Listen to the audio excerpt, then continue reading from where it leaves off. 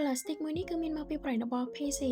ផលិតផលរបស់អាមេរិកបងប្អូនទាំងអស់គ្នាឥឡូវនេះមានរហូតដល់4000នៅក្នុងស្តុកហើយ4000នេះសុទ្ធតែស្អាតហើយពណ៌ bestseller ថែមទៀត packaging គឺងាយស្រួលទុកដាក់ងាយស្រួលយកទៅតាមខ្លួនតែម្ដង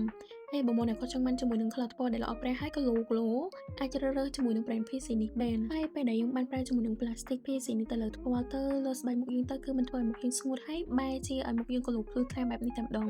ហើយយើងប្រើបាន 3 in 1ប្រើបានជាមួយនឹងធ្វើជាក្រែម color ភ្នែកក៏ប៉ុន្តែមុខងារគេជា color ថ្ពាល់ហើយពណ៌ស្អាតមែនតើបងអ្នកគាត់ចង់បានជាមួយនឹង plastic 3 in 1នេះអាចធ្វើការក៏មកបាននិយាយទៅតម្លៃល្អខ្លាំងហើយផលិតផលសុទ្ធផលិតផលថ្មីបងអាចនិយាយម្ដងហើយបន្តថែមទៀតបានណាអត់តន់ចោលពេលបងអរគ្នាចូលមកដល់ពណ៌ចុងក្រោយយើងនេះគឺលេខកូដchick tone ពណ៌របៀបបែបឈប់ស្រាលសម្រាប់បងអ្នកគាត់ចូលចិត្តពណ៌របៀបបែបស្រាលសាបអត់ដិតអញ្ចឹងណាអាចជ្រើសរើសជាមួយនឹងលេខកូដ chick tone នេះបានគឺពណ៌នេះស្អាតណារបៀបបែបឈប់ស្រាលពេលដែលយើងលាបទៅលើដៃគឺថាស្រាលបំផុតហ្មងក៏ប៉ុន្តែបើយើងប្រើទៅលើផ្ទៃមុខគឺបែប